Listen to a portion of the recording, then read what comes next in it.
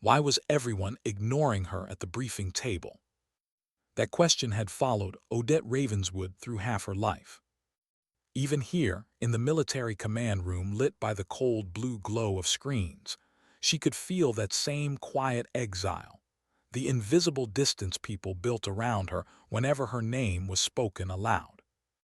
Ravenswood, it used to mean legacy, now it just meant expectation. But before the mission reports, before the salutes in courtrooms and medals that no one believed, it started with a family dinner, and a silence sharper than any bullet. She remembered her father's voice as a kind of weapon, not loud, never cruel on the surface, just perfectly measured disappointment. "Don't get ahead of yourself, Odette." He said that after every achievement. Her pilot certification, her commendation from Bagram, even the photograph of her and her team taken before Aurora Vault. He never yelled, he didn't need to. His silence filled the room like smoke. It told her she was temporary, replaceable, a draft that should have been edited out. And she believed him, until she learned that silence could also protect. The first lesson came too late. It came with the crack of a palm on polished oak and the echo of her father's smirk under the courtroom lights. The courtroom in Denver smelled faintly of varnish and winter air. The ceiling lights poured down like interrogation lamps, white and merciless. Reporters whispered in the back.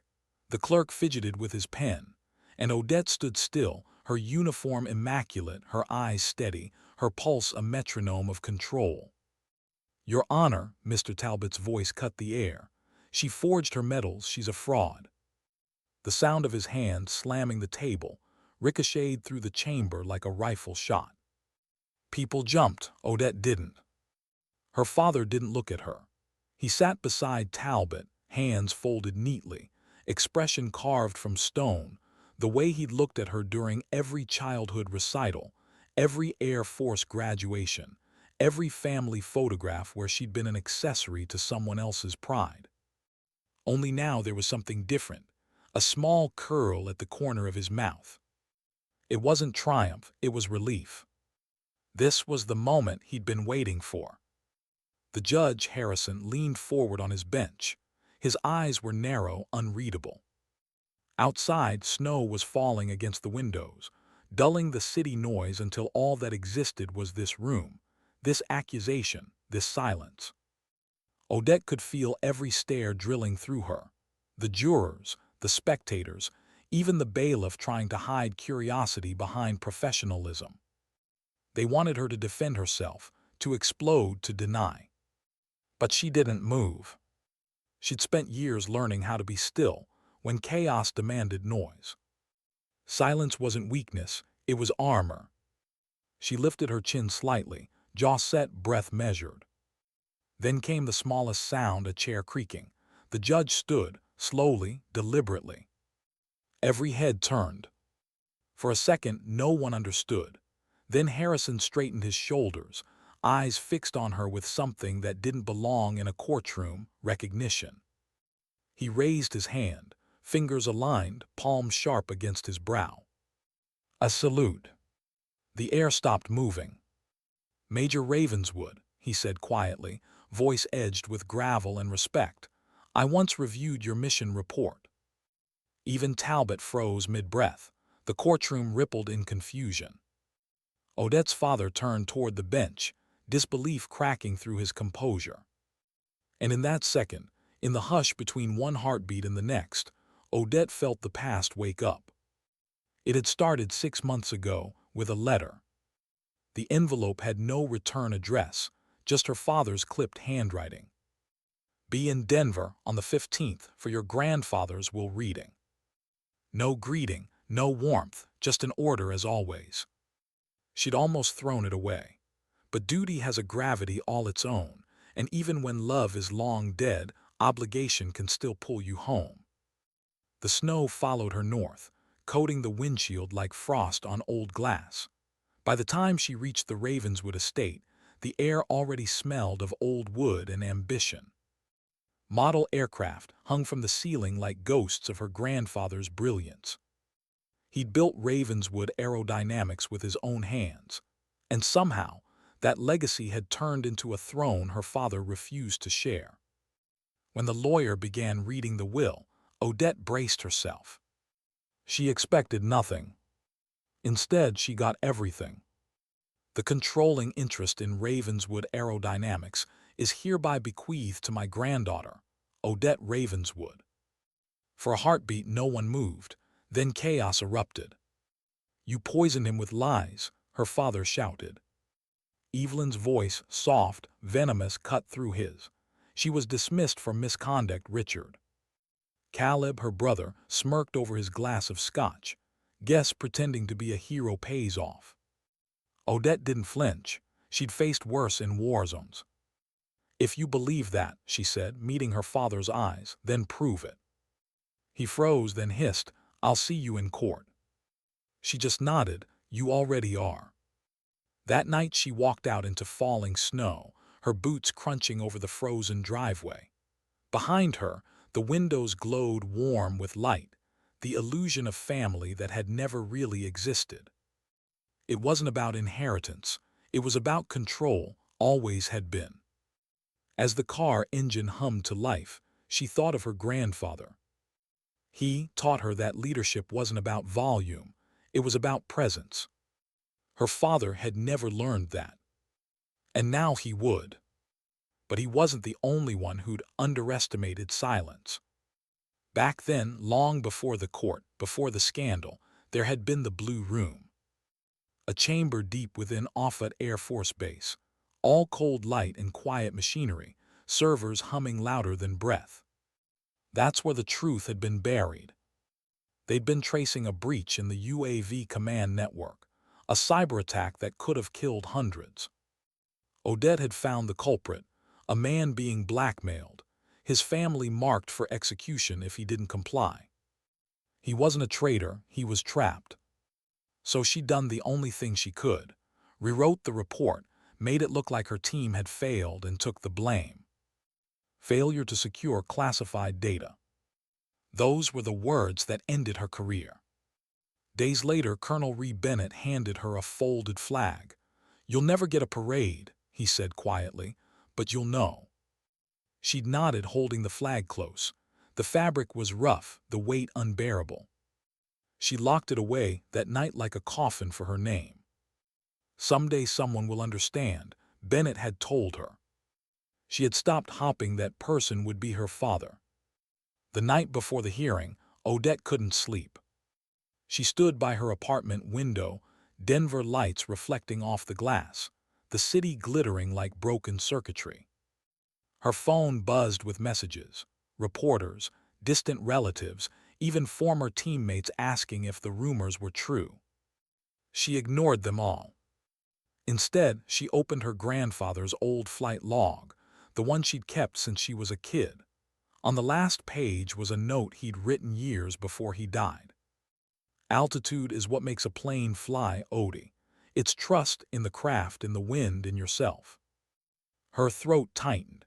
She whispered the words aloud, letting them fill the silence. The next morning, she dressed not in uniform but in calm. Black suit, hair tied back, no jewelry except the small silver pin her grandfather had given her, a tiny wing, bent but unbroken. Outside, the air bit cold against her skin.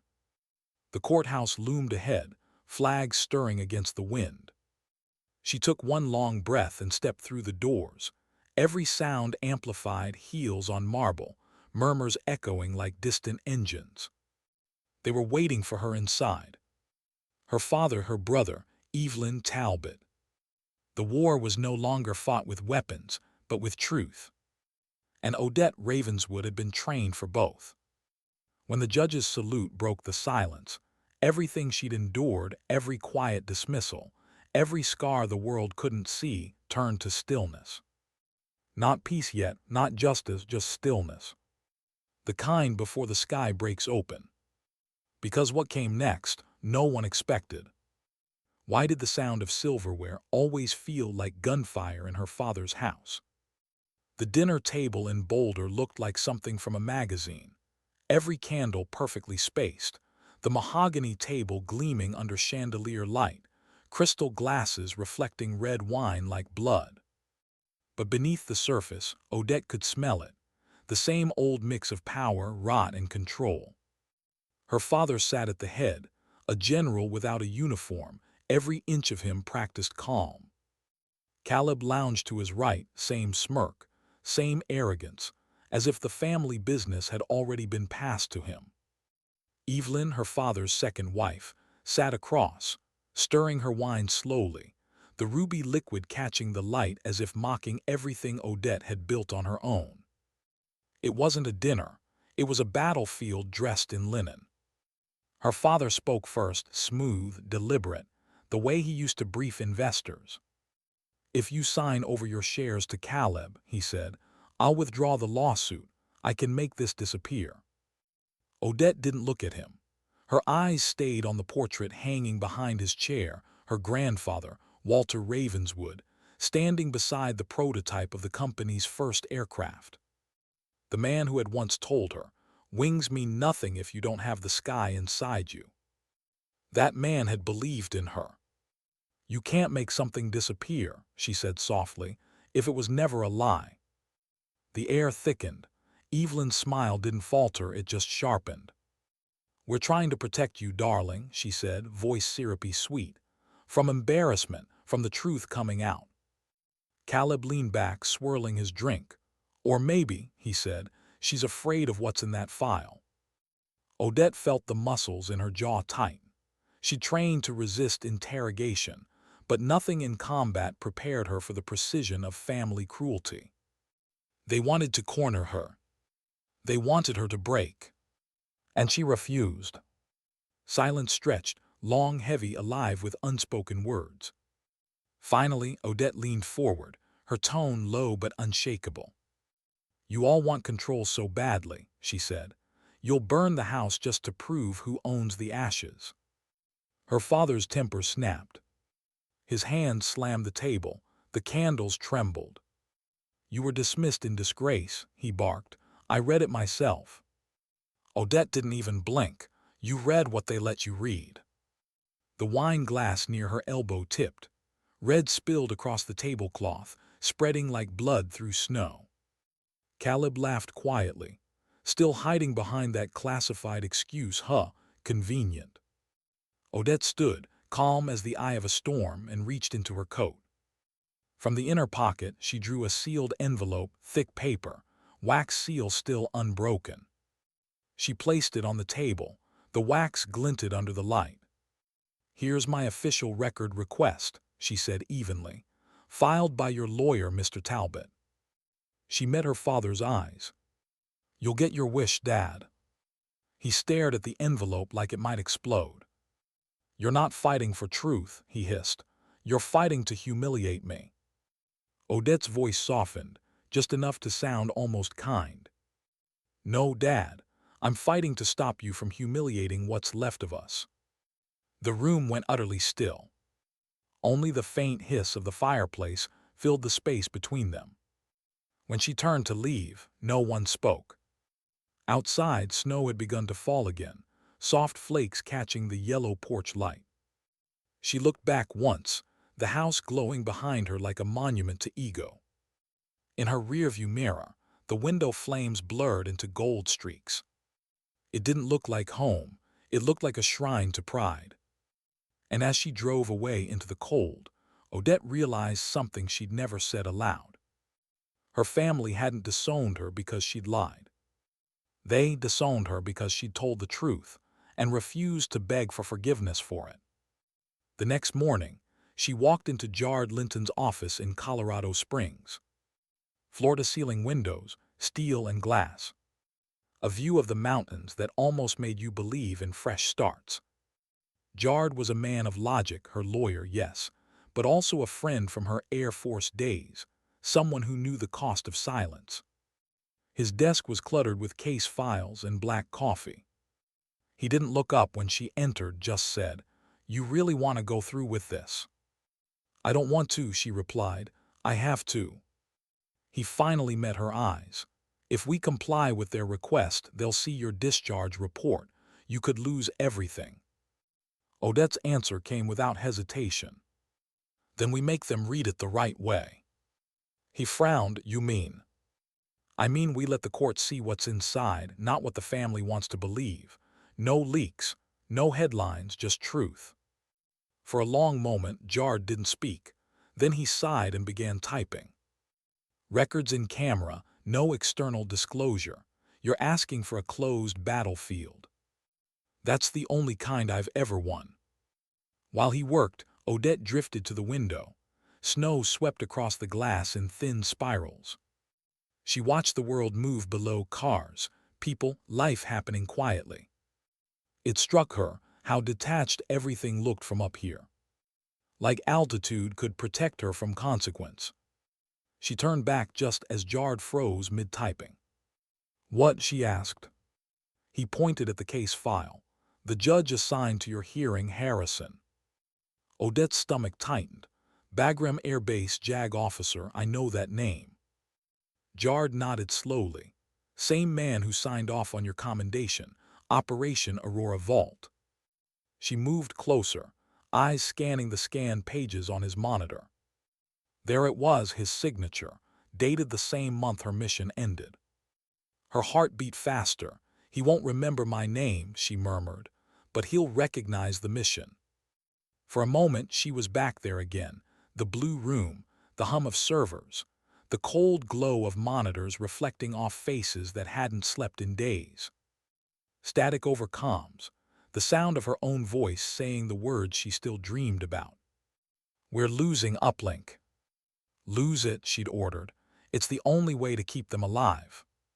She closed her eyes, shaking the echo away. The past was too loud sometimes. Then she pulled out her phone and scrolled to one name she hadn't seen in years. Naomi Clark. Naomi answered on the second ring.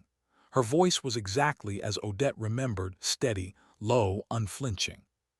You know I can't testify, Naomi said before Odette could speak. It's still classified. I'm not asking you to tell them what happened, Odette replied. I'm asking you to remind them who we were. A pause. Then quietly, then I'll be there. When the line went dead, Odette stood still, the silence between them settling heavy but familiar. The kind of silence soldier shared when words were too fragile for truth. That night, she couldn't stop thinking about what Naomi had said. Who we were. It wasn't just about the mission. It was about identity, about the difference between being known and being understood. Her father knew her. Naomi understood her. And somewhere in between, she'd lost herself. She sat on her balcony, the Denver skyline glowing like circuitry in the distance. The folded flag Colonel Bennett had given her rested on the table beside her, edges still crisp, the blue deep as the mountain night. She unfolded one corner, tracing the seam with her thumb. Someday someone will understand, Bennett had said. She smiled faintly. Some days tomorrow, Colonel. Morning came pale and brittle. The courthouse loomed like a glacier against the rising sun. Reporters swarmed outside, microphones angled like weapons. Jard met her at the steps, eyes scanning the crowd.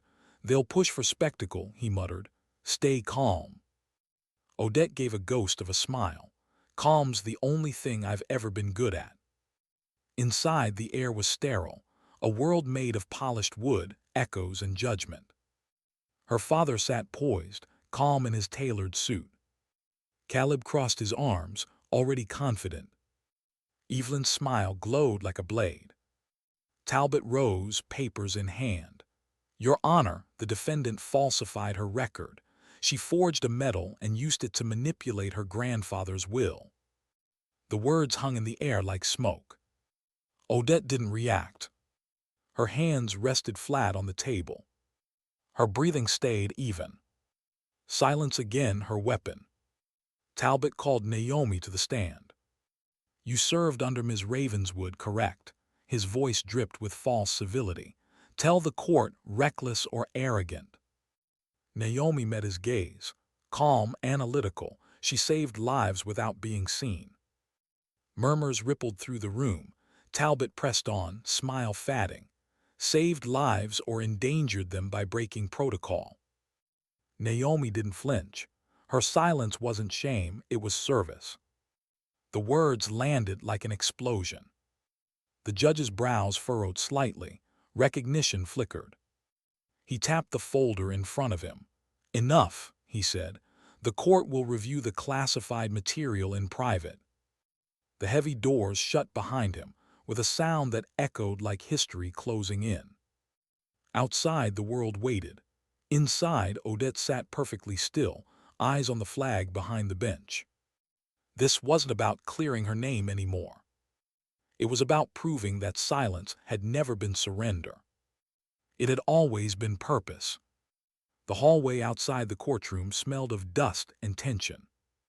Through the frosted glass, she watched Judge Harrison reading. Her reflection ghosted beside his, older now, sharper but unbroken. Jard leaned close. If he finds redactions, he might close the case. Odette's reply was barely a whisper. "Then he'll know exactly why I had to be silent." And she meant it. Because some truths can't be shouted. They can only be saluted. Why did the quiet feel louder than gunfire? The courtroom doors stood shut, the seal of the Department of Defense stamped across their surface like a final warning. Behind them, Judge Harrison was reading what no one else in the room had clearance to see. Classified, eyes only, Operation Aurora Vault. Odette stood in the hallway, staring at her own reflection in the frosted glass. It looked ghostly, half her face blurred, half defined. Fitting, she thought. Half of her life had been lived in the open, the other half buried under redacted lines and oaths she could never break. Jard shifted beside her, whispering, "He's taking too long." She didn't answer. Her pulse was steady, but her palms felt cold, the body's quiet betrayal of fear. Through the thin door crack, she heard a faint rustle, papers sliding, a chair creaking, then silence again. No one in the corridor spoke. Even the reporters, usually vultures for noise, were still. Time became a strange thing, stretching and folding, looping between memory and the moment she stood in. And her mind went back, unbidden, to the mission that had cost her everything. Operation Aurora Vault. A name that sounded clinical, detached. But it had faces, voices, and losses that still lived under her skin. She saw it again. The hangar at dawn, cold wind cutting across the tarmac, the hum of drones preparing for launch. Her team had been briefed for a cyber interception op, nothing unusual. Except this time the enemy wasn't outside the system, it was inside. Someone had breached command protocols, rerouting a fleet of UAVs toward a civilian corridor. If they'd launched, hundreds would have died. She had minutes to stop it. The traitor had been one of their own. Not malicious, desperate, a father under blackmail. She remembered the trembling in his hands, the way his voice cracked when he said, "They have my son." Odette had made her decision faster than the clock could tick. She falsified the logs, erased the breach trail, and taken the blame. Because exposing him meant ending his family. And the system didn't forgive mercy. Hours later, her access was revoked, her clearance suspended. A single line on a report ended a decade of service, failure to secure classified data. Colonel Bennett had called her into his office that evening, no anger, no lecture, just quiet understanding. He handed her a folded flag. "You'll never get a parade," he'd said, "but you'll know." She saluted him without words, because anything she could have said would have cracked her composure in two. That night she'd walked out under a silent Nebraska sky, flag tucked under her arm, boots echoing on the tarmac. No music, no honor guard, no applause. Just wind and the hollow thud of her own heartbeat. And now, years later, that same silence followed her into the Denver courthouse. The door opened. Judge Harrison stepped out slowly, the folder still in his hand. His face was unreadable calm, but something had shifted behind his eyes. Everyone stood. "Back inside," he said, his voice firm but quiet. "Now." The doors shut behind them with a heavy boom. Odette's father rose first. "Your Honor, we demand." "Sit down, Counselor," Harrison interrupted, gaze cutting to Talbot like a blade. "And you as well, Mr. Ravenswood." The room fell still. "Major Ravenswood," the judge said. Odette froze. The word major sliced through the air like a gunshot. "Not miss, not defendant." "Major." Her father turned sharply, confusion breaking his mask for the first time. The judge lifted the folder. "For acts of extraordinary valor during Operation Aurora Vault," his voice was deliberate, weighted. "Major Odette Ravenswood is hereby awarded the Air Force Cross." Gasps rippled through the room. Evelyn's glass shattered on the floor. Caleb's smirk dissolved. And her father, Richard Ravenswood, went pale, his lips parting but no sound coming out. Judge Harrison stood, slowly. Straightening his shoulders, he looked directly at her. "It's an honor to stand before you again, Major," he said quietly. "I reviewed your commendation myself." The light caught the silver edges of the medal he held in his hand. Her medal, the one no one believed existed. The one the system had buried. He set the document down on the bench and looked toward the press gallery. "This court dismisses the claim with prejudice," he said firmly. "And for the record, the only fraud here is the accusation itself." The gavel struck once, echoing through the chamber like the final shot of a long, bitter war. For a heartbeat, no one moved. Then Harrison stepped down from the bench. Each footstep was measured, deliberate. He stopped in front of her, close enough that she could see the tired lines around his eyes. He straightened his collar, lifted his right hand, and saluted. A deep hush swept across the courtroom. Odette rose slowly. Her spine was straight, every motion precise, deliberate. She returned the salute, exact, crisp, perfect. The kind of movement drilled into her long before she'd learned to protect herself with silence. Her eyes burned, but she didn't let a tear fall. "Not yet." "Permission to be dismissed, Your Honor," she said softly. Harrison's mouth curved into something that wasn't quite a smile, but close. "Granted," he said, with distinction. He turned, lifted the gavel one last time, and brought it down. "Case dismissed." The sound didn't just end the hearing. It ended years of being doubted, diminished, disbelieved. For the first time, silence wasn't a punishment. It was vindication. When the reporters swarmed, Odette walked past them without a word. No statements, no interviews. Jard followed close behind, muttering, "That's going to make history." She just said, "Let it." Outside, the sky was the color of slate, the air cold, sharp, alive. Snow began to fall again, slow flakes swirling like ash in the wind. Each one melted as it touched her sleeve, disappearing before it landed. Naomi was waiting near the steps. No handshake, no embrace, just a quiet nod between soldiers who didn't need to explain anything. "You did what we were trained to do," Naomi said. "Finish the mission." Odette exhaled, the breath curling in the cold. "It's finally over." Naomi's eyes softened. "No, it's finally understood." They stood there a while, saying nothing. Letting the silence stretch, not heavy this time but clean. That night, Odette drove alone through the mountain roads toward Colorado Springs. The headlights carved narrow paths through the snow. The radio stayed off.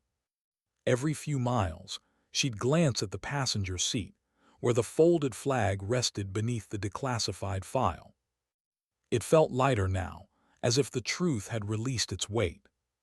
By the time she reached home, dawn was brushing pale light over the horizon. She sat in her car for a long time before going inside, listening to the quiet hum of the engine fade. When she finally stepped out, the world was still. the kind of stillness that only comes after survival. Inside, she placed the medal on the kitchen table beside the folded flag. For a long moment she just looked at them both, two objects that had defined her life in opposite ways. One hidden, one earned. Both real. She turned on the kettle, the sound of boiling water grounding her back in the present. Then, as if pulled by instinct, she reached for a pen. The notepad lay blank, untouched for years. She wrote slowly, the words steady, deliberate. Silence doesn't mean surrender. Sometimes it's just the sound of strength waiting for its turn. She set the pen down, feeling the tremor in her hand fade. Later that day, she met with Jard again. His tone was lighter now, disbelief softened into admiration. "You realize," he said, "your father just lost everything he thought he could control." Odette didn't smile. He didn't lose it, he gave it away. "What do you mean?" She looked out the window, watching the snow dissolve under the afternoon sun. "He spent his life protecting a name. I spent mine protecting what it meant." Jard studied her for a long time before nodding. "You're going to rebuild it, aren't you?" She didn't answer, not out loud. But the faint curve of her lips said enough.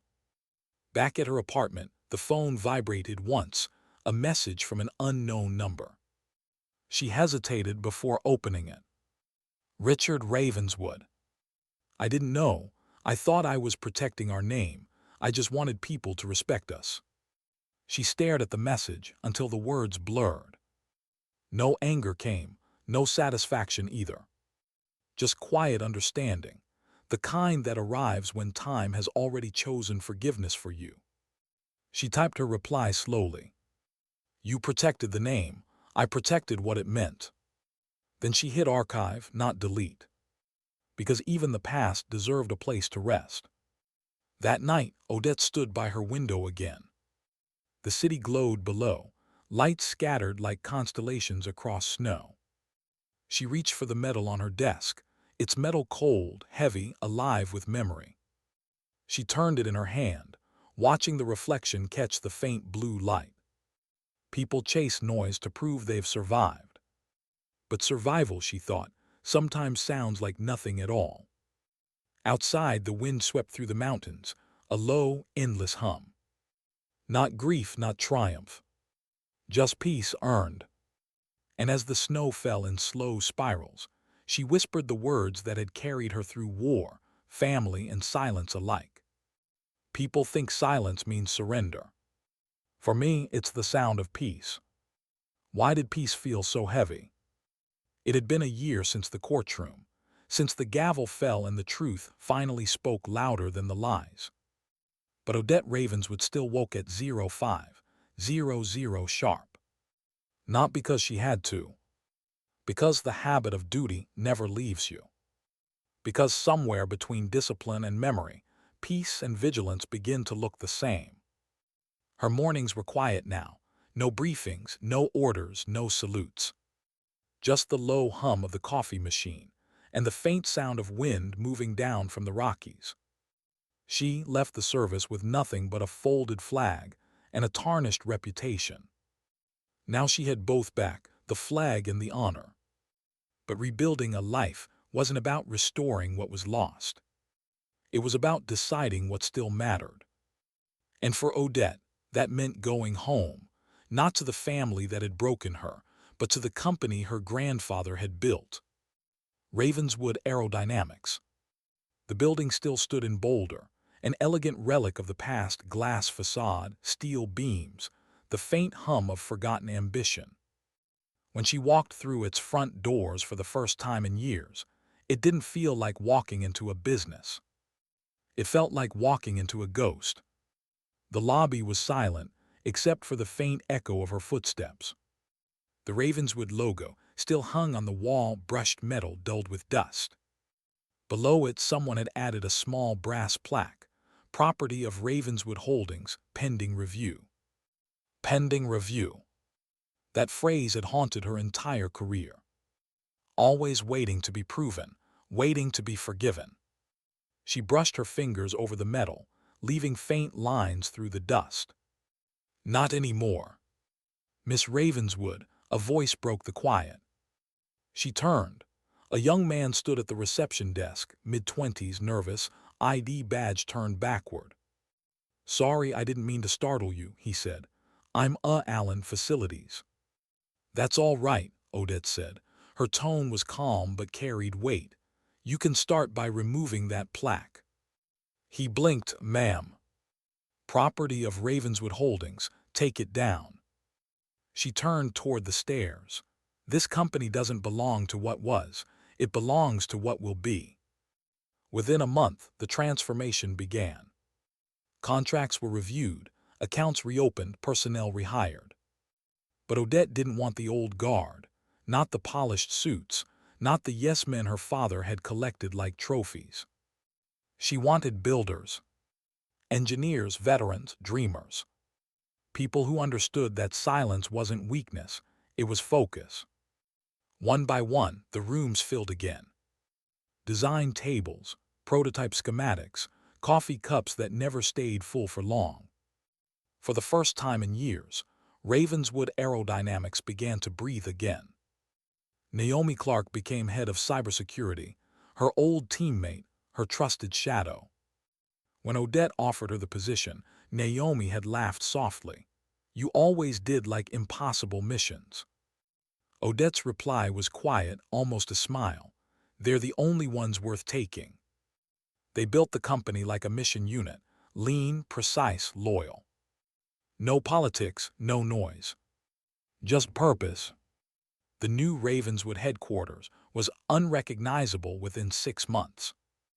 Gone were the mahogany walls and heavy portraits of executives past. In their place, glass light motion. The sound of machines testing in the hangar. The murmur of engineers debating propulsion algorithms. It wasn't an empire anymore. It was a workshop for second chances. And in the center of it all, on the main wall of the atrium, Odette had a single line engraved beneath the company name. "For the Silent Guardians." It wasn't a slogan. It was a reminder that sometimes the loudest service was done in the dark. She walked the floor often, listening more than she spoke. The younger staff still whispered when she passed. "That's her," they'd murmur. "The one from the trial, the major." But she didn't mind. Respect earned through misunderstanding was still respect. In meetings, she was direct, never harsh. "Precision isn't about control," she told them once. "It's about respect for the wind, for the code, for each other." The engineers nodded, taking notes, not realizing she wasn't talking about machines at all. Naomi teased her once during a late-night coding session. "You know, for someone who hates attention, you're starting to build a legend." Odette smiled faintly. "Legends are just stories told by survivors. I'm still surviving." Months passed. Progress came in quiet victories. The first prototype, a civilian UAV guidance system designed in collaboration with NASA, passed its test flights flawlessly. The room erupted in restrained applause. Engineers grinned. Naomi punched the air with both fists.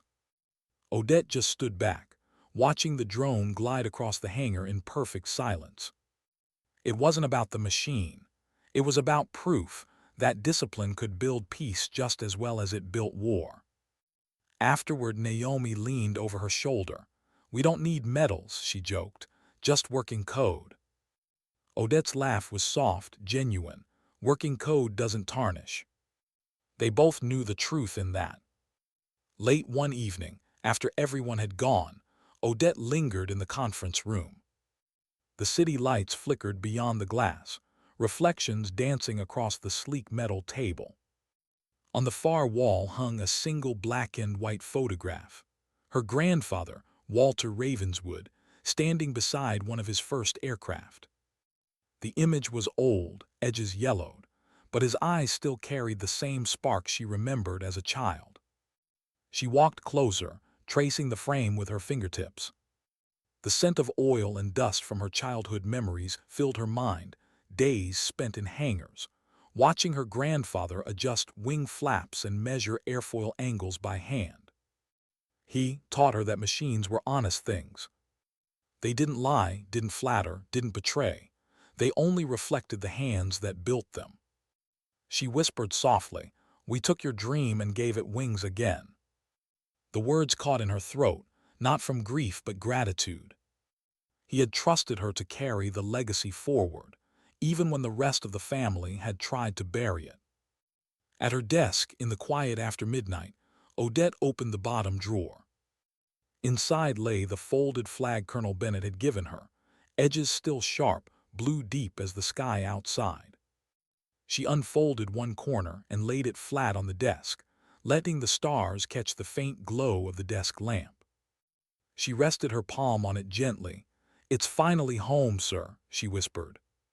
Outside, through the window, a test drone rose into the night sky, small, steady, its path smooth and true. For the first time in years, so was hers. But peace, she knew, was never permanent. It had to be guarded. And even in success, shadows lingered. One afternoon, as she reviewed a proposal in her office, her assistant knocked. "Ma'am, there's someone here to see you." She didn't look up. "I don't take unscheduled meetings." "He said you'd want to." The assistant hesitated. "He's with the Department of Defense." That got her attention. She rose, smoothing her blazer, and walked out to the lobby. The man waiting there was in his 40s, crisp uniform, eyes alert. He extended a hand. "Major Ravenswood, I'm Colonel Drew Lawson. We served under the same command chain at Offutt. May I?" She gestured for him to follow her inside. He spoke without ceremony. "We're reopening part of the Aurora Vault project. New parameters, civilian integration. We could use your expertise." Odette studied him carefully. "I thought that mission was classified and sealed." "It was," Lawson said. "Until now. Your designs were years ahead. We're building on them." Her first instinct was refusal. No more military, no more secrets, no more wars fought in silence. But then she looked out through the glass wall, where her engineers were testing stabilizer wings and autopilot calibration. These were her people, scientists, veterans, dreamers. If her work could prevent even one disaster like Aurora, maybe it was worth stepping back into the gray for a while. Finally she said, "I'll advise nothing more." Lawson smiled faintly. "That's all we need, guidance from someone who's lived the consequences." When he left, Odette sat alone for a long time. Her fingers brushed the silver pin on her lapel, the small wing her grandfather had given her, bent but unbroken. Some burdens, she thought, aren't meant to be discarded. They're meant to be carried differently. That night, she drove up the ridge road overlooking the valley, the same one she'd driven after the trial. The wind was sharp, carrying the scent of snow and pine. She parked near the overlook, stepping out into the open air. The city lights below shimmered like constellations scattered across black glass. She closed her eyes and breathed. No audience, no applause, just the quiet rhythm of her heart syncing with the stillness around her. In the distance, the faint hum of a drone carried through the cold air, one of her own. Its light flickered briefly against the clouds before vanishing into the night. Odette smiled, whispering to the empty sky, "Fly safe, little one." Because in some way, that machine carried everything she'd fought for: truth, purpose, and silence used right. Later, as she locked up the office, she paused at the engraved words on the wall one last time. "For the silent guardians." Her reflection caught in the polished metal beneath it, older now, scarred but unshaken. She whispered softly, almost to herself, "They'll never understand the weight of quiet until they've carried it." And as she stepped into the night, snow beginning to fall again, the hum of engines echoed faintly in the distance. Not a battle this time, but creation. The war was over. But her mission, her real one, had just begun. Why did peace always whisper like a warning before it broke? 2 years had passed since the courtroom, and Ravenswood aerodynamics was thriving. But Odette had learned the hard way: growth brings noise. Noise attracts eyes, and eyes never come without judgment.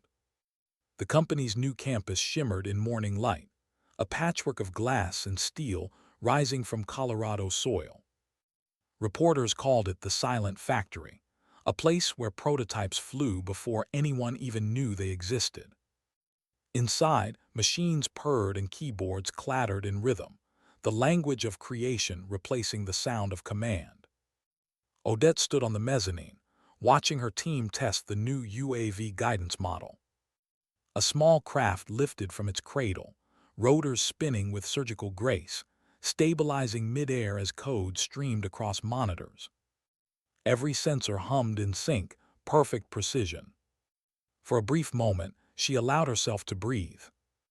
Naomi Clark joined her, tablet in hand, a faint smudge of engine grease on her sleeve. "Version 4.3 is holding steady," she said. "You know, if you weren't so stubborn, we could have had this done 6 months ago." Odette smiled, the kind that barely reached her eyes but carried warmth all the same. "Stubborn keeps us alive." Naomi snorted. "Yeah, but caffeine keeps us functioning." They both laughed softly, a brief, rare sound in a place built on discipline. Then the laughter faded, replaced by that quiet hum again, the kind Odette had come to recognize. The air before a storm. Later that afternoon, a security alert flashed across the internal network. "Unauthorized access attempt, classified project folder." Naomi frowned at the monitor. "That's odd, we're not even linked to the government servers." Odette's calm cracked just slightly. "Show me the logs." Lines of code scrolled like a language only ghosts could read. The trace bounced through multiple encrypted nodes before vanishing. "Not random, not amateur." Naomi exhaled sharply. "It's coming from inside." Odette's eyes narrowed. "Check Lawson's liaison terminals." Within minutes, the pattern was clear. Someone from the Defense Liaison Office had tried to breach their design schematics. The Aurora Vault algorithm. The one she swore she'd never let be used for anything but defense. Her stomach tightened. Peace, she realized, was never meant to last. It only gave you time to prepare for the next fight. By evening, she sat alone in her office, the world outside dimming into gold and gray. The Denver skyline shimmered beyond the glass. In her hand, the silver wing pin glinted under lamplight, her grandfather's reminder that the sky was both freedom and responsibility. She picked up her phone and called Colonel Lawson. He answered on the second ring. "Major Ravenswood, I was expecting your call." "You accessed my system," she said flatly. There was a pause, then a sigh. "Not me personally, but yes, a request was made. Washington's interested in redeploying the Aurora framework, full automation capacity." Her pulse slowed, not from calm but from calculation. "That algorithm isn't built for offense," she said. "It was made to prevent collateral loss." "I know," Lawson said, "but the world's changing, the tech's too powerful to ignore." "That tech cost lives," she replied. "You reopen it, you'll cost more." Another pause. "Odette," he said quietly, "you built it. You know better than anyone silence won't stop what's coming." She ended the call without a word. The phone screen went black, reflecting her face, calm, controlled, but with that old flicker of exhaustion she'd seen in mirrors after every mission. The kind that came from realizing duty doesn't end when the orders stop. That night, the wind outside her apartment howled through the narrow streets, rattling windows like distant gunfire. She sat by her desk, the medal beside her coffee mug, the folded flag still in its glass frame. Her laptop glowed with a message from Naomi. "Trace incomplete. Whoever it was, they're good, real good." Odette typed back, "Lock down everything. We move to internal servers only." Then she closed the screen and leaned back, staring at the ceiling. Peace wasn't supposed to feel like surveillance. Yet here she was again, waiting for the first shot of a war that hadn't officially started. Weeks passed. The intrusion stopped, but the unease didn't. Meetings grew tenser, security tighter. Odette noticed the small changes, whispered conversations ending when she entered a room, glances traded between government advisors who'd suddenly become too polite. Naomi noticed it too. "They're circling Odie," she said one evening. "Feels like they're waiting for you to slip." Odette nodded slowly. "Then we won't give them the chance." She authorized a new internal division, independent oversight for all defense-linked data. Transparent reporting, strict access, open review. If the system wanted to turn her invention into another weapon, it would have to do it under her watch, not behind her back. The media called her move radical transparency. Investors called it reckless. Her father, who hadn't spoken to her in years, called it in one brief, bitter email, naivete disguised as leadership. She read it once, then archived it beside the others. She had long stopped expecting understanding from those who valued noise over integrity. Then one morning, a letter arrived. Not an email, not a digital message, a real envelope, ivory paper, handwritten address. The handwriting was unfamiliar, deliberate, almost old-fashioned. She opened it carefully. "Major Ravenswood. You don't know me, but my father served under your command during Aurora Vault. He spoke of you often, said you made the hardest call anyone could make. He died last year. Before he did, he asked me to send you this." Inside was a photograph, a young boy about 10, standing with his father in front of a small plane. Behind them, faintly visible, the name Ravenswood Aerodynamics printed on the hangar wall. On the back, a single line written in faded ink, "Because of you, he came home." Her breath caught. She turned the photo over again, fingers tracing the boy's face. All the sleepless nights, the court battles, the quiet wars, they collapsed into that single moment of clarity. Because of you, he came home. That was why silence had always mattered. Not for medals, not for forgiveness. For the unseen lives it saved. Later that day, Naomi found her in the hangar, sitting on a crate beside the test drone. Odette handed her the photo wordlessly. Naomi studied it, then looked up. "You okay?" "Yeah," Odette said softly. "Just remembering why we build things the way we do." Naomi sat beside her. For a long while neither spoke. The sound of tools echoed in the distance, quiet, rhythmic, human. Finally Naomi broke the silence. "You ever regret it, taking the fall back then?" Odette considered it. "Every day," she said, then after a pause, "and not once." Naomi smiled faintly. "Makes sense." "Does it?" "Sure, you regret the pain, not the choice." Odette nodded slowly. "Yeah, something like that." As winter approached, the company prepared for its biggest project yet, a new drone system designed for disaster relief, not war. Lightweight, autonomous, capable of reaching zones where helicopters couldn't. Odette insisted on naming it the Sentinel. "Too poetic," Naomi teased. "Too true," Odette replied. On launch day, snow fell gently over the airfield. Reporters gathered, cameras rolling.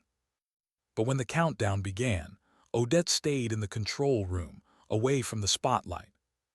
She watched the telemetry screen, heartbeat synced with the numbers flashing across it. When the Sentinel lifted, it didn't roar. It hummed a soft, steady note, rising into the gray sky. The team erupted in cheers. Odette just smiled quietly, her hand resting on the table. It wasn't victory, it was vindication, a different kind this time. Proof that the same hands that once built weapons could now build mercy. That evening, as the hangar emptied, Naomi approached her with an envelope. "It came through duty channels," she said, "marked personal." Odette frowned, opening it. Inside was a single sheet of paper. No header, no signature, just one typed sentence. Silence doesn't protect forever. Her fingers tightened around it. It wasn't a threat, it was a reminder. That peace, even hard-earned, lived on borrowed time. Naomi saw her expression. Another storm. Odette folded the paper carefully, slipping it into her pocket. Maybe, she said quietly, or maybe just an echo.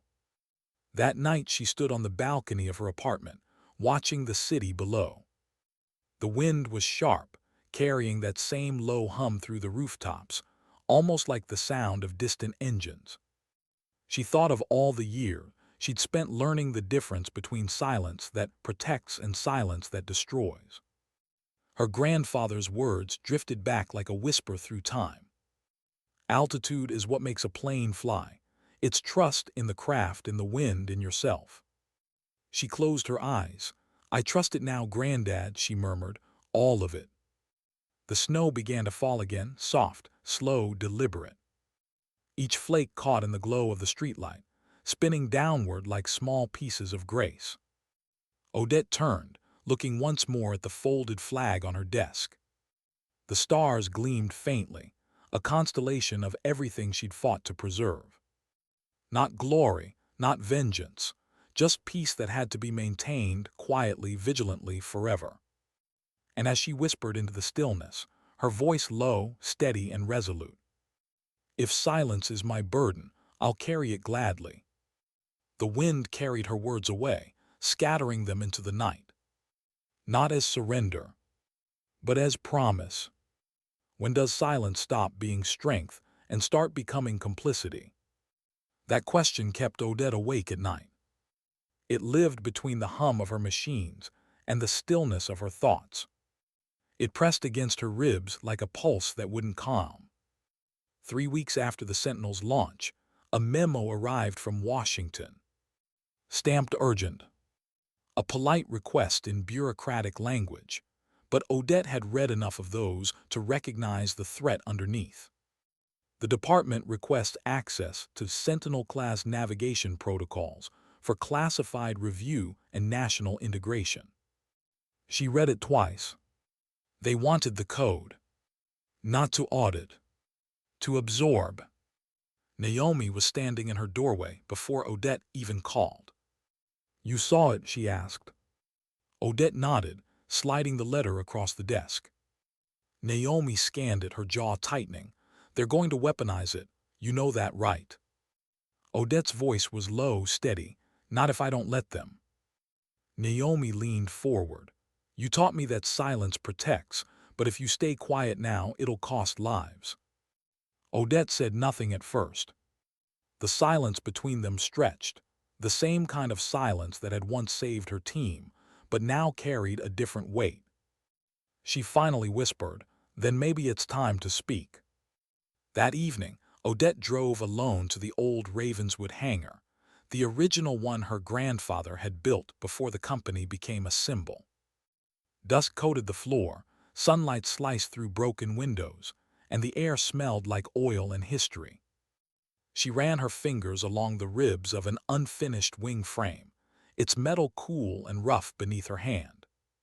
"This is where it started," she murmured. Every story, she realized, returns to its beginning before it ends.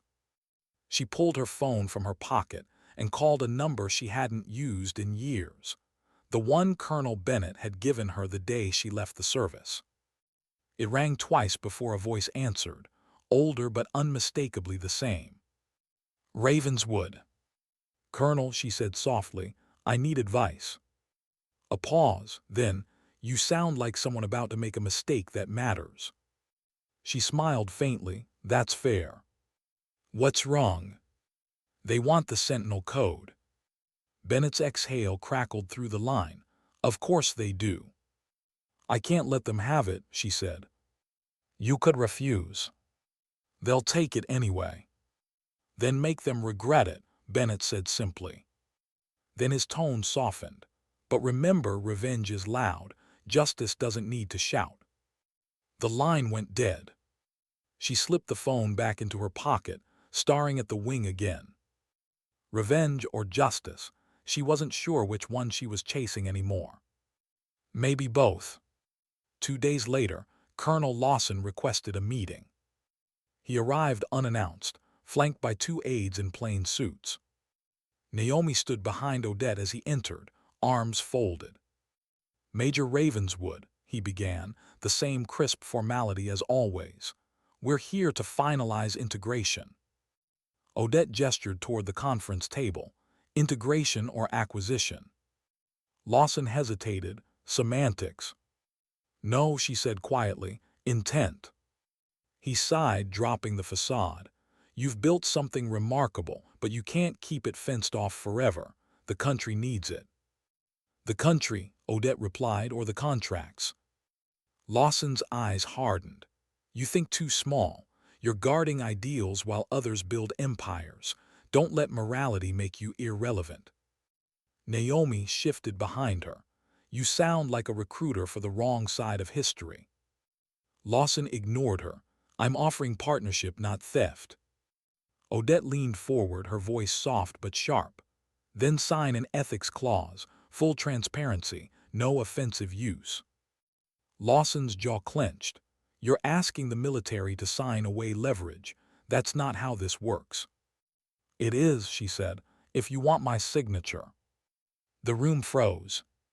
Finally Lawson spoke, his tone flat. "You're going to lose, Major."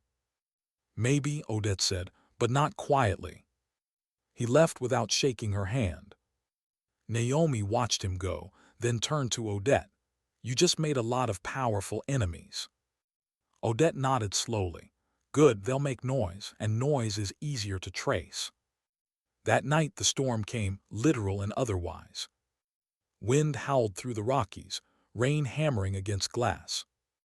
Inside her apartment, Odette sat with the lights off, laptop open, a single document glowing on the screen, Project Sentinel/Ethical Usage Agreement.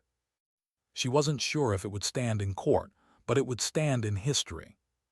She uploaded it to the company's transparency archive, a system Naomi had built. Once posted, it couldn't be deleted. It was the digital equivalent of setting truth in stone. Her cursor hovered over the button. She remembered the courtroom years ago, Judge Harrison's salute, her father's silence. She remembered Colonel Bennett's words, "You'll never get a parade, but you'll know." She clicked publish. The document went live at 23:47. Within minutes it spread. Employees shared it internally. Journalists caught wind. Analysts began dissecting it. A single clause caught everyone's eye. Ravenswood Aerodynamics commits to ensuring its technologies are never weaponized for human harm. Any attempt to breach this principle voids all cooperation. The Internet called it the Ravenswood Doctrine. To Odette, it was simply a promise she could finally keep. By morning, her inbox overflowed, some messages praising her courage, others calling her naive, reckless, unpatriotic. But one stood out. It was from her father. Subject: Legacy. "You've made quite the statement. Your grandfather would have been proud. I don't know if I can say the same, but maybe that's my burden now, not yours." She read it 3 times. No anger. No sarcasm. Just honesty, brittle, awkward, late, but real. She closed the message and whispered to herself, "It's enough." At noon, a black SUV pulled into the company lot. Security cameras caught it before Naomi did. "Government plates," she muttered, eyes narrowing. "They move fast." The doors opened, and a woman stepped out, not uniformed, not smiling. "Director Lang," she introduced herself, "Federal Oversight Bureau." Odette met her in the lobby. Lang's tone was professional, but her eyes were curious. "You just changed a few $1 million of federal planning with one upload." Odette's reply was quiet, "Good." Lang smiled thinly. "You're not afraid, are you?" "I've been afraid," Odette said. "I just learned to walk through it." Lang nodded slowly. For what it's worth, Major, I think history will remember that. History doesn't interest me, Odette said. People do. Lang studied her for a moment, then turned to leave. Then keep building, Ravenswood, but be careful who you let fly too high. That evening, Odette found herself back in the hangar, standing beneath the Sentinel prototype. The air was cool, filled with the faint scent of metal and ozone. She rested a hand on the drone's wing, feeling its vibration through the frame. Naomi entered quietly. You know they'll find ways around the doctrine. Odette nodded. Then we stay ahead. Truth isn't silence anymore, Naomi, it's design. Naomi grinned. That's new, the engineer's gospel. Odette smiled faintly. Maybe it's just evolution. They stood together, watching the machine power down. Outside, lightning flashed, illuminating the hangar in white for half a heartbeat. It looked almost holy, a creation born from conflict lit by truth. Later that night, alone again, Odette opened a letter she hadn't touched in years, Colonel Bennett's last message before he retired. Ravenswood. The world changes slower than good intentions, but faster than guilt. When it tests you, don't answer with silence. Answer with clarity. She folded it neatly, sliding it into the file with her medal. Then she took the silver wing pin from her jacket and set it beside them both. Symbols of duty, truth, and everything that could no longer be undone. The next morning, she rose before sunrise. The city below was still sleeping, but the sky was already waking, streaks of pale orange cutting through gray. She stepped onto her balcony, breathing in the cold. For the first time in a long while, she didn't feel hunted by the past or haunted by her silence. Peace had returned, not the fragile kind, but the kind built from defiance done quietly. She whispered to the horizon. Some battles end when you stop firing. Others end when you finally speak.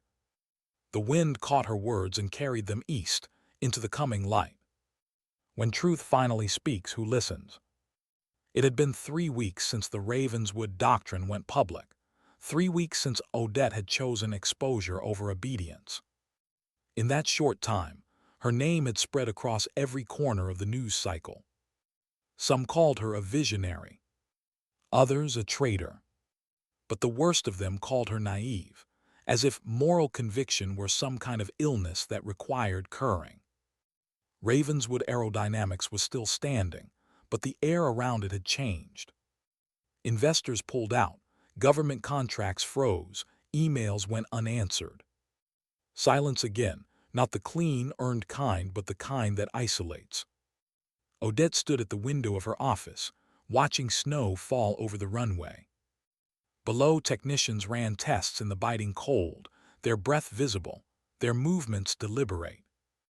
The hum of machinery and wind blended into a low, constant murmur, a sound she'd learned to find comfort in. Noise meant work. Work meant purpose. But this silence, this was different. This was the silence of retreating allies. Naomi entered without knocking, holding a stack of folders. They've canceled the defense contract, she said quietly. All of it. Odette didn't move. I expected that. Naomi dropped the folders on the desk, papers scattering like fallen feathers. They're freezing our funding too. They're trying to starve us out. Odette turned at last, her eyes calm but focused. Then we adapt. We've done it before. Naomi exhaled sharply, frustration breaking through her composure.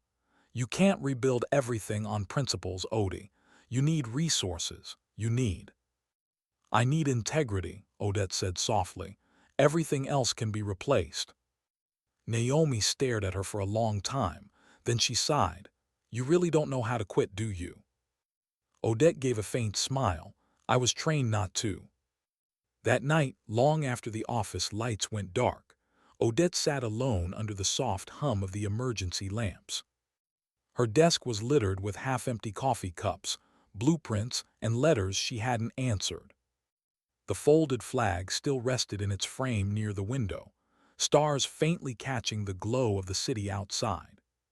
She opened her laptop and began typing an open statement, not for the government, not for the investors, but for her team. They deserved clarity. They deserved to know why their work mattered, even if the world didn't understand. To those who build in silence, you may be overlooked, underestimated, even condemned, but know this: purpose outlasts noise. We are not here to be loud. We are here to be right. She read the words once, then hit send. The message went company-wide. Outside, the wind pressed against the glass. It sounded almost like applause, faint, distant but real. Days turned into weeks.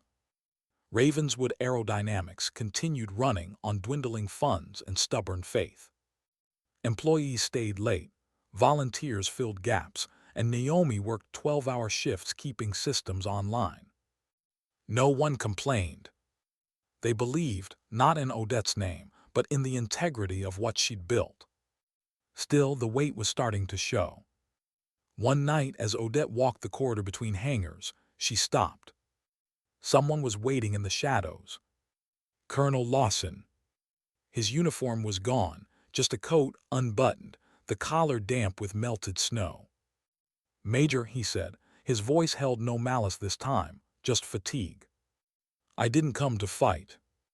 "Then why are you here?" Odette asked. "To warn you." He stepped closer, pulling a folded document from his pocket. "They've opened an inquiry, federal oversight. They're calling it a breach of confidentiality. They're looking for a reason to shut you down permanently." Odette took the document, scanning the first page. Her name appeared over and over, in bold, in accusation. "Why tell me this?" she asked.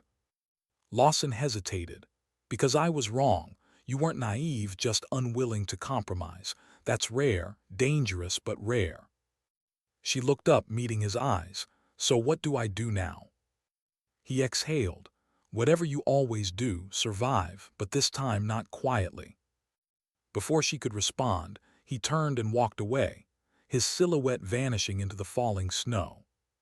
The next morning, Odette called an emergency meeting. The conference room was packed: engineers, analysts, interns, veterans, all faces turned toward her. The atmosphere was heavy, the kind that precedes a decision no one wants to hear. "They're coming after us," she said plainly. "Not because we failed, because we refused." A murmur rippled through the room. Naomi stood off to the side, silent but steady. "They'll say we endangered security. They'll call us reckless, maybe even traitors, but they can't call us dishonest." She paused, letting the words sink in. "I can't promise this fight will end cleanly, but I can promise it'll end on our terms." Someone from the back spoke up, a young technician, eyes wide but resolute. "Ma'am, what happens if we lose?" Odette looked around the room, faces young and old, tired and brave, the kind who had given up comfort for conviction. "If we lose," she said softly, "then we'll lose loudly with truth intact." The room fell silent again. Not the fearful kind, the kind before resolve takes form. Naomi smiled faintly. "Well," she said, "I've always wanted to be part of a lost cause worth something." Odette almost laughed. "Then you picked the right commander." By evening, the inquiry was public. Government officials, press agencies, pundits, all spinning the story, twisting words into suspicion. Unauthorized dissemination of defense-adjacent data. Potential violation of confidentiality. Possible national security breach. They never said what kind of security. They didn't have to. Fear did the rest. Reporters camped outside her building. Drones hovered near her office windows. For every interview request, Odette's response was the same: silence. But inside, she was preparing something far louder. 3 days later, she held a press conference. No stage, no flags, no advisors. Just a single camera and the Ravenswood insignia behind her. When she stepped in front of the mic, her face was calm, her posture straight, her voice measured, the way soldiers speak when they've already accepted the risk. 2 years ago, I was accused of lying, she began. Back then, silence protected me, but today, silence protects the wrong side. The room was still. Even the cameras seemed to hesitate before recording. I built the Sentinel system to save lives, to rescue, not destroy, to guide, not target. If that principle is now considered rebellion, then so be it. Her tone didn't rise, but her words carried weight. I have no interest in power, only in responsibility. And if responsibility requires defiance, then I'll accept that burden. She looked straight into the camera, into the lens, into every living room across the country. History will forget my name, but it will not forget the silence that cost nothing and protected no one. Then she stepped back, turned off the mic and walked away. By nightfall, the world had chosen sides. Some called her a whistleblower, others a hero, others still a traitor. But one truth had cut through every broadcast, every article, every whisper. She didn't break the silence, she redefined it. A week later, the inquiry collapsed. No evidence of wrongdoing. No charges. Just exhausted bureaucracy folding under public pressure. But the victory felt hollow. Ravenswood Aerodynamics had lost contracts, funding, and political favor. Yet the people stayed, every engineer, every veteran, every idealist. Naomi found her sitting alone in the hangar one night, a cup of cold coffee in her hands. "You realize," she said, "we're basically rebuilding from ashes again." Odette smiled faintly. "We've done it before." Naomi sat beside her. "You think it was worth it?"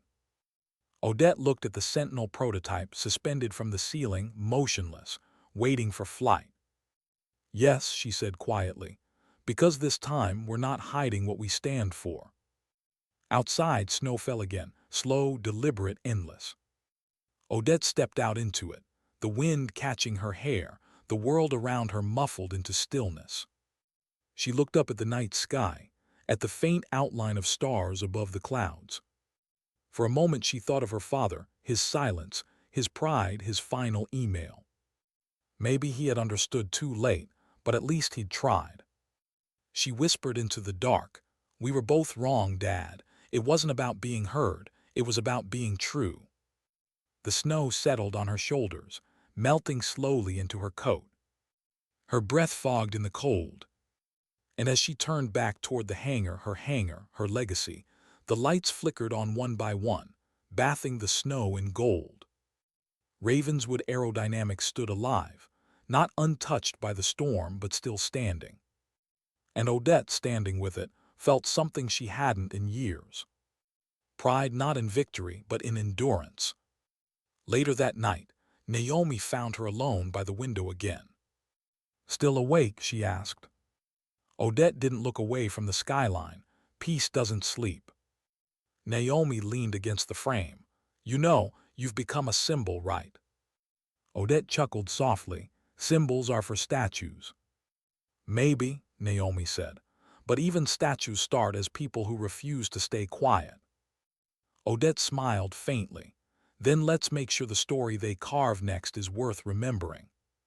She looked once more at the folded flag on her desk, then at the Sentinel blueprint pinned to the wall.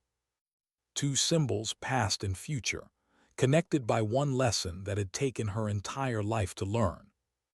Silence isn't the absence of voice. It's the presence of conviction. And as the first light of dawn touched the mountains beyond her window, Odette Ravenswood whispered the words that had become her truth. "Sometimes dignity doesn't speak. It simply acts." What happens after the noise fades? It had been 6 months since the inquiry ended, 6 months since the world stopped arguing over what Odette Ravenswood had done. The headlines moved on, the debates cooled, and the noise that once surrounded her name finally fell silent. But silence, Odette had learned, comes in shades. There was the heavy kind, the silence of judgment. The empty kind, the silence of loss. And now, at last, the calm kind, the silence of peace earned honestly, held carefully, lived fully. Ravenswood aerodynamics had survived. Barely, but it had survived. The hangars buzzed again, quieter this time, more deliberate. No government contracts, no grand expansions, just people doing what they believed in. Engineers, veterans, scientists, and dreamers building something for no other reason than it mattered. And for the first time in years, Odette didn't feel like she was carrying it all alone. The morning light filtered through the glass walls of the new research bay, warm and forgiving. Odette stood beside Naomi, watching a test drone rise gracefully from its launch platform, a prototype of Sentinel II. It wasn't built for surveillance or defense this time. It was a rescue drone, designed to find people lost in snow, flood, or fire. A small machine built for mercy. Altitude check stable, Naomi called out, reading from the console. Telemetry looks good, battery outputs clean. Odette nodded, eyes following the craft as it disappeared into the bright winter sky. It moved silently, almost reverently, before dipping behind the clouds. Naomi glanced at her. You're quiet. I'm watching, Odette said softly. Sometimes that's louder. Naomi smirked. You sound like a philosopher. Odette smiled faintly. No, just someone who finally stopped needing to prove she was right. Later that day, she walked through the renovated corridors of the company, the hum of machines echoing like distant heartbeats. On the wall near the entrance, a new plaque had been installed. It read, Ravenswood Aerodynamics, for the silent guardians, then and now. Beneath the engraving was a display case, the folded flag, her Air Force cross, and a photograph of her original Aurora Vault team. No speeches, no fanfare, just quiet acknowledgement. She ran her hand along the glass, tracing the edge of the flag through reflection. Her grandfather's old words drifted back to her mind. Altitude is what makes a plane fly. It's trust. For the first time, she felt she finally understood it. Trust wasn't about believing others would never fail. It was about believing she could rise again when they did. That evening, she found an envelope on her desk. No name, no address, just her first initial, O, written in steady script. She opened it carefully, half expecting another bureaucratic notice, half expecting nothing at all. Inside was a letter, handwritten, uneven, as though written by a trembling hand. Odette, I saw the plaque today. I was invited, though I didn't think I should go. I stayed outside instead. Your mother would have wanted me to tell you that we're proud, both of us. But I suppose pride was the one thing I never learned how to share. When I called you a liar that day, I thought I was protecting the family name. I didn't realize you were the only one still living up to it. I don't expect forgiveness. I only hope the silence between us finally rests. Richard Ravenswood. She read it 3 times. No tears came, but something inside her loosened, a knot she hadn't realized she'd still been carrying. She folded the letter and slipped it into the same drawer that held the medal and flag. Not buried, just resting beside them. Like 2 lives finally able to share the same space without fighting. Night settled slowly over Colorado Springs. The city lights shimmered below like scattered embers, and the mountains stood silent, ancient, unshaken. Odette sat by her apartment window, the same spot where years ago she had stared out, waiting for verdicts and letters and ghosts. Now there was no waiting. Just stillness. Her laptop chimed softly, a message from Naomi. Heading to base early tomorrow. You should come. We're dedicating the flight range, your name's on it whether you like it or not.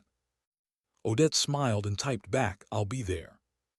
Then she closed the laptop and stepped onto the balcony. The air was crisp, the wind low and steady, carrying the faint scent of snow. She leaned against the railing, looking out over the quiet city.